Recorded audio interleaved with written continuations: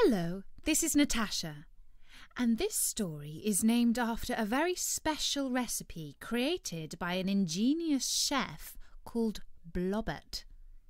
It's a story from Egg Island, the home of that famous time-travelling bird, Tick-tock turkey, and it's called the Endless Pudding. It was a hot afternoon on Egg Island. Future Dog had decided that it was time that Tick-tock Turkey should try to get on better with another of the island's inhabitants, Blobbert. Tick-tock Turkey didn't know Blobbert very well, but he had made it clear that he had a very disapproving view of blobs. Future Dog had brought Blobbert down onto the beach so that her two best friends could have a chance to get to know each other. If you want to know what a blob looks like, imagine a blob. That's Blobbert. Blobs are not easy to see, and Tick-tock Turkey's main problem with Blobbert was all the effort it took to look at him.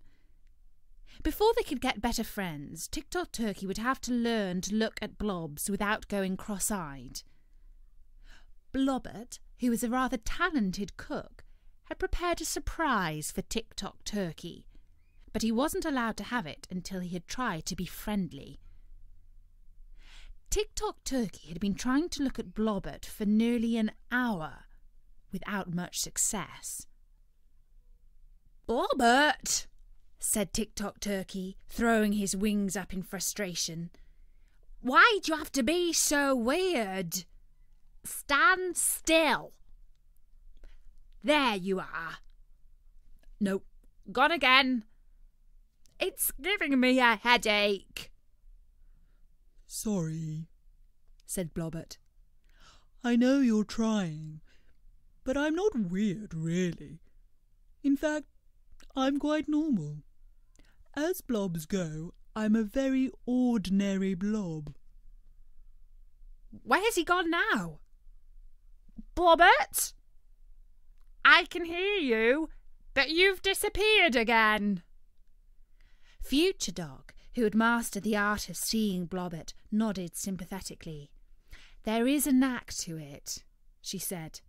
"I've spent more time with Blobbert than you, Tick-tock Turkey, and with practice I've managed to get the hang of it. But it wasn't easy. I had to make a real effort." "Why bother?" said Tick-tock Turkey. "I'm sorry, Blobbert, but if you were meant to be seen, then it wouldn't be such hard work, would it? You don't see anyone struggling to see me now, do you? Everyone always knows where I am." "Yes, they really do." "I've tried to see you, Blobbert, but it makes my eyes go funny. Can I have my surprise now?" "Not yet," said Future Dog. "I get this a lot, being a blob," said Blobbert. "The secret is not to try too hard. Don't squint. Relax your eyes. The thing is, I tend to be slightly to the left of where I am." Tick-tock Turkey scrunched up his face. "Slightly to the left of where you are. That's stupid." "Yes," said Blobbert. "It sounds silly, but that's the way it is. I'm always slightly to the left of where I am. It can make me seem fuzzy. It's a nightmare for photographs. People try their best, but they always end up with a picture of a tree or an empty beach. When you look closely, there's a blurry part at the edge of the picture. That's me. I've been lopped off the side. It's very annoying. Actually, I've never seen myself, so I'm not even sure what I look like." Tick-tock Turkey flapped his wings again. "If you want to know what you look like, then do what everybody else does. Use a mirror, you silly Bob." "Be nice," said Future Dog. "I've tried a mirror," said Blobbert, "but it's the same with my reflection. I stand in the proper place, right in front of it, but my reflection is always too far to the left for me to see. It's rather sad not knowing what you look like. But then I'm a blob, so I probably look more or less like a blob. And everyone knows a blob when they see one. Except me, I suppose. And me, said Tick-Tock Turkey, so I can't help you there. I don't know where to look. Can I have my surprise now? One last try, Tick-Tock Turkey, said Blobbert. How many fingers am I holding up? Tick-Tock Turkey concentrated very, very hard. His eyes stared and he clamped his beak shut tight with the effort. I see. I can see. Oh, sorry, said Blobbert. I'm over here. You're looking the wrong way. This is ridiculous, gobbled Tick-Tock Turkey. You're having a laugh. Just give me the surprise now.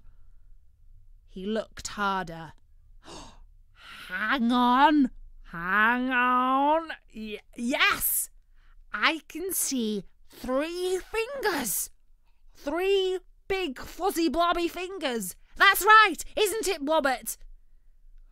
I don't know, said Blobbert.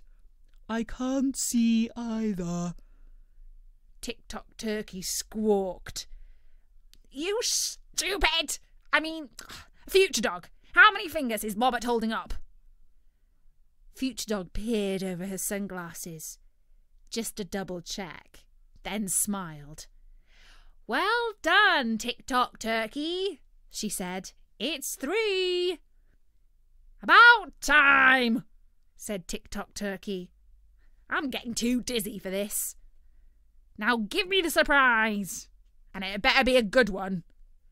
It is, said Blobbert. Come this way. Tick-Tock Turkey flapped his wings. He's only gone and vanished again. Which way did he go? Over here, said Future Dog. Tick-Tock Turkey followed them. And there, in a small shady clearing at the edge of the jungle, sitting on a cool rock, was a large pudding. Tick-Tock Turkey's beak fell open. Oh, yes, he said. A pudding! What kind of pudding is it? This, said Blobbert, is called a very filling pudding. It's been cooling here for half an hour since I finished cooking it. A very filling pudding, said Tick-Tock Turkey. I like the sound of that. And it tastes even better than it sounds, said Blobbert. Not only does it taste very good, it also leaves you feeling replete. What the egg is replete? Asked Tick-Tock Turkey. I hope it's not some kind of tummy ache. I can't stand tummy aches. No, said Future Dog. The word replete is a polite way of saying that you've eaten enough and that you're nicely full. But you're not stuffed. It's rude to say that you're stuffed if someone gives you food. Tick-Tock Turkey shook his head. Well, I don't see the sense of that. What's the point of eating if you don't want to get stuffed? And even if you are completely stuffed, it's not a problem because there's always still room for pudding. That's one of the basic rules of eating. There's always room for pudding. Everybody knows that. Well, try some, said Blobbert. It is your surprise, after all. Blobbert cut the pudding into 3 equal pieces. Tick-Tock Turkey licked his beak. picked up one of the pieces of pudding and shoved it into his mouth. He chewed happily. "Interesting," he said, through a mouthful of pudding. Then he took a second piece and stuck it in his mouth. "Lovely flavour. A delicate combination of tastes. A firm texture. Nicely done, chef." Then Tick-Tock Turkey quickly gobbled the last piece, swallowing it even without chewing. Future Dog and Blobbert looked at the rock, which was now empty apart from a few crumbs. Tick-Tock Turkey quickly ate the crumbs as well, licking his beak happily. "Fair dues, Blobbert," he said. "That is not a bad pudding at all. I'll give you that. Nice job, Blob. A bit Moorish, though, isn't it?" Future Dog folded her arms, very disappointed. "Tick-Tock Turkey," she said, "you ate the whole thing." "I didn't mean to sound ungrateful," said Tick-Tock Turkey. "Thank you very much for the pudding, Blobbert. It was very tasty. I am replete." "My goodness," said Blobbert. "You ate the entire pudding. You should feel completely stuffed." "To be honest," said Tick-Tock Turkey, patting his grumbling tummy, "I don't feel anywhere near replete. That was just a taster, as far as I'm concerned. I need a truckload of that stuff. I'm a growing bird. Come on, Blobbert. Have you got any more cooked up? I've got a right hunger." "I only made one," said Blobbert. "And that was for all three of us. I really think you've had enough. A very filling pudding is surprisingly filling. Usually a spoonful is plenty. Are you sure you're feeling all right?" "Forget that rubbish, Blobster," said Tick-Tock Turkey. "A little never goes a long way with me. The usual rules don't apply to this turkey. I'm still ravenous." "I think Blobbert's right," said Future Dog. "You should have a rest. I've tasted very filling pudding before, and it can weigh heavily on the stomach. Perhaps it just takes a little longer for you to feel full." "That's for sure," said Tick-Tock Turkey. "But I've got the taste for it now. How long will it take to make another?" "Oh, I really don't think you should have any more," said Blobbert. "Anyway, it would take hours to make, and I'm afraid I've arranged to go climbing on Egg Mountain this afternoon, so I'll be too busy. I might have a spare hour or two tomorrow morning." Tick-Tock Turkey looked thoughtfully at the time watch strapped to his wing. He said. "I could always." "No, you don't," said Future Dog. "What?" said Tick-Tock Turkey. "I know what you're thinking," said Future Dog. "You're thinking of using the watch to zoom into the future and have some more pudding tomorrow when Blobbert's cooked it." "No, I wasn't," said Tick-Tock Turkey.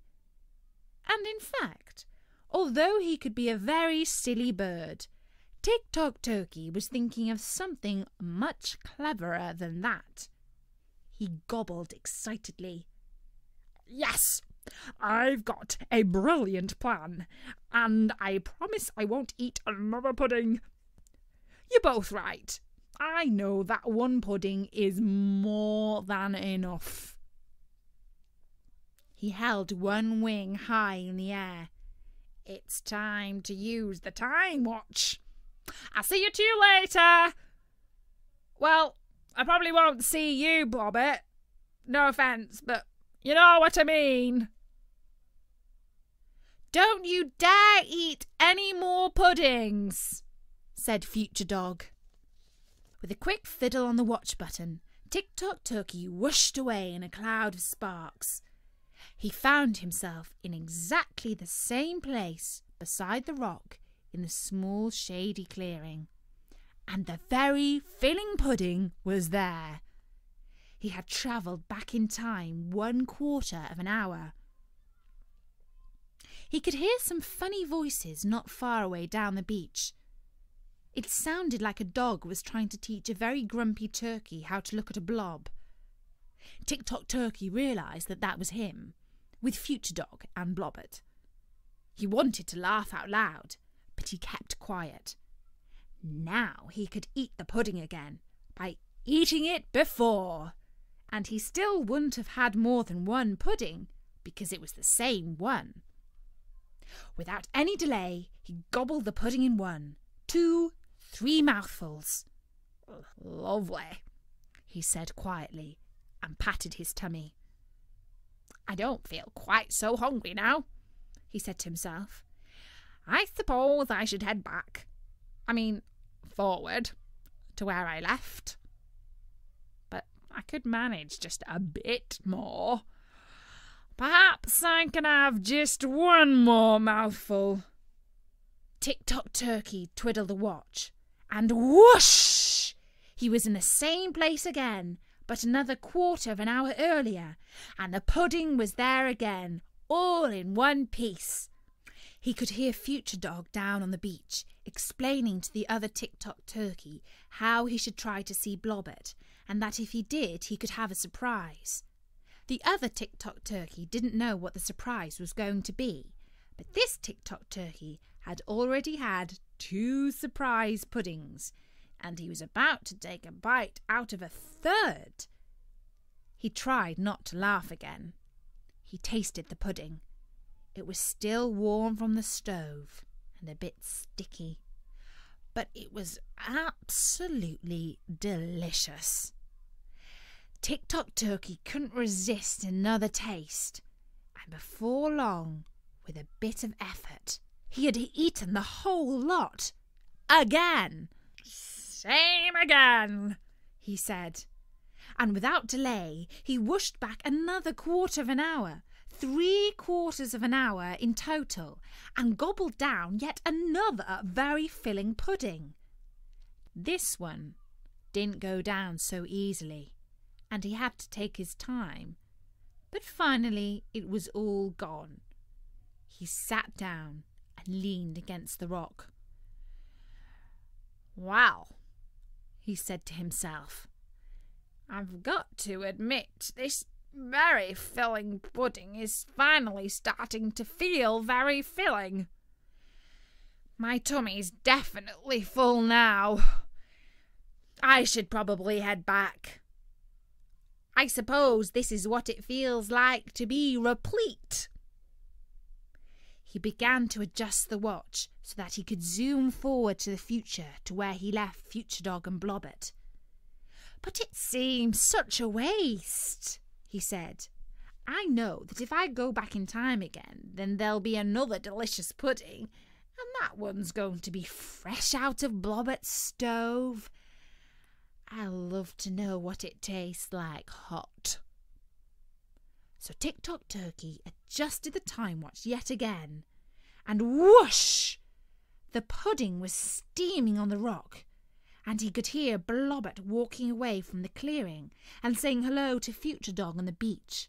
It was a whole hour earlier.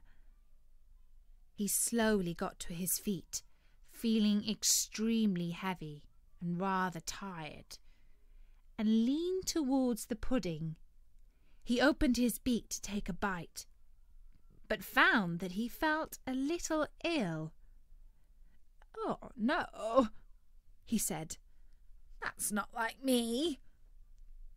Pull yourself together, Tick-Tock Turkey. Don't let this lovely hot pudding go to waste.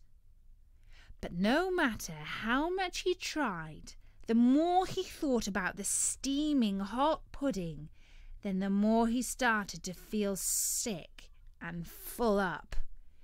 In fact, he wasn't just full up, he was fuller than he had ever felt before. My tummy hurts, he said. I feel so heavy. and queasy. I can't stand up." By now, Tick-Tock Turkey was finding it very hard to even move, and with one final effort, he managed to reach across his swollen tummy and adjust the time watch so that it would take him back to where he started and away from this horrible, sickly pudding. He pushed the button. Swoosh! "He's back," said Blobbert. Future Dog and Blobbert looked down at Tick-Tock Turkey, who was lying on the ground holding his tummy and moaning. "I think," said Future Dog, "that the very filling pudding has finally made you very full." "Full is not the word," groaned Tick-Tock Turkey. "I'm super stuffed." "It's more polite to say replete," said Blobbert, who, if you're lucky enough to see Blobs, was smiling. "But this time you're right.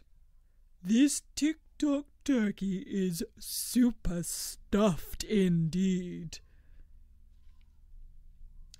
And that was the story of The Endless Pudding by Michael Brett. I'll be back soon with another tale. And in the meantime, don't forget you can explore Prince Bertie the Frog's archive of stories at storynori.com, and they're all absolutely free. For now, from me, Natasha, bye-bye!